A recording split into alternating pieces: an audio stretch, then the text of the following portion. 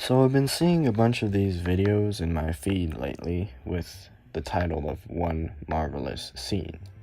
And apparently it's a challenge set up by Nando Movies, where a bunch of video essayists, I guess that's what they're called. Anyway, a bunch of video essayists talk about their favorite Marvel scene to pay tribute to the MCU and celebrate the release of Marvel's Avengers Endgame. And I've been going through these and looking for one that covered the Bifrost confrontation scene at the end of the first Thor film, and I didn't find any. Not only that, but can't really find any that covers Thor 1 at all, which is kind of disappointing because it's amazing. Thor 1 is one of my absolute favorite Marvel films, and I think it goes largely underappreciated. I've been dying to talk about it, so I figure this is the perfect excuse to give Thor 1 its love. So, not really a popular video essayist, I guess, but I've wanted to start making video essays for a while, so I figure why not start by paying tribute to one of the greatest and most influential franchises in history. So, of course, as I mentioned earlier in this video, and in the title, the scene that I will be talking about is Thor and Loki's confrontation on the Rainbow Bridge at the end of the first Thor movie. Now, the reason I love this scene so much is because it perfectly encapsulates Thor and Loki's dynamic in the film. You can't kill an entire race. Why not? And what is this newfound love for the Frost Giants? You could have killed them all with your bare hands. I've changed. So have I. Now fight me. Thor starts out the film going on a murderous rampage against the Frost Giants. He is hot-headed, stubborn, and generally unsympathetic, to say the least, towards those he views as his enemies.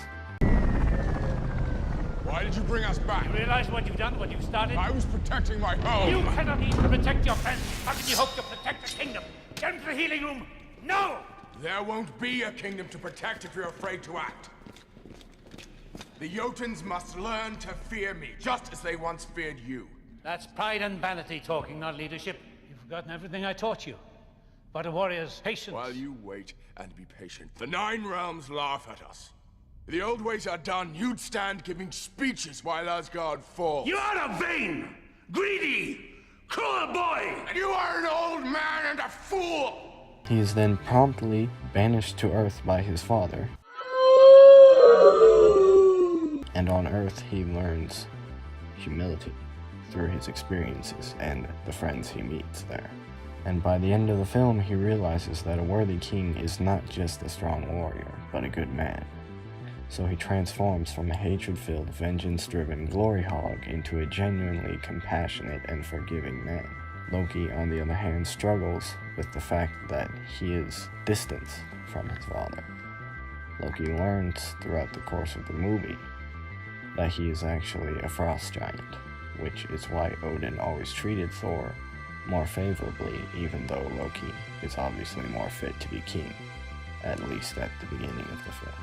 This causes Loki to obsess over gaining his father's approval and attaining equal status with his brother Thor. I never wanted the throne! I only ever wanted to be your equal. I will not fight you, brother! I'm not your brother. I never was. Loki isn't evil. He wants to destroy the Frost Giants because he thought it would save Asgard, and Odin would be proud of him. And you know what? That is exactly what Thor wanted at the very beginning of the film. The two characters have completely swapped their views. And so the two fight for a bit, then Thor traps Loki under his hammer, and you hear the music stop as Thor realizes in dread what he must do. And then we get this scene.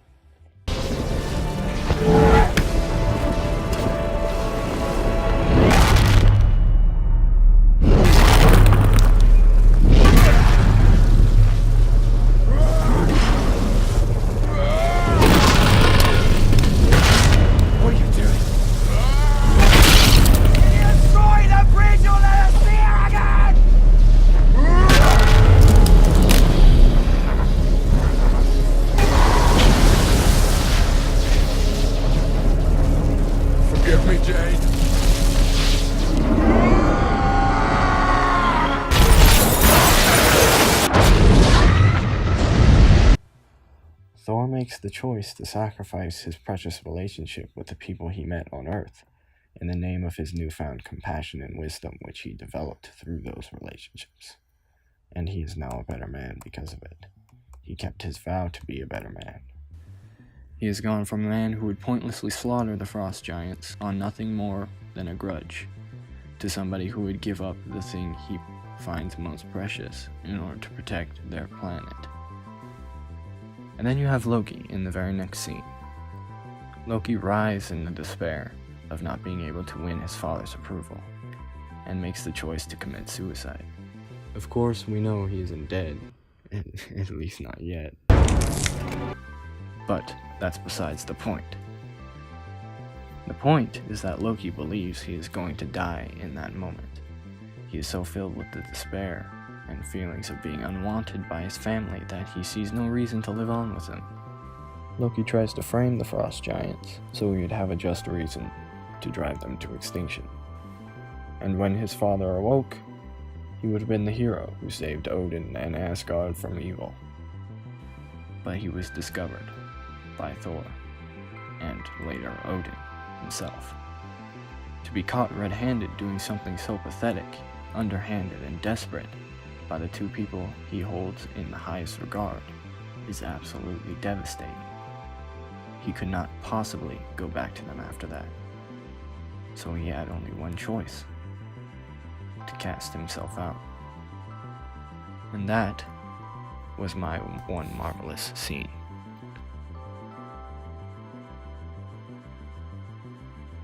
Father. Hey!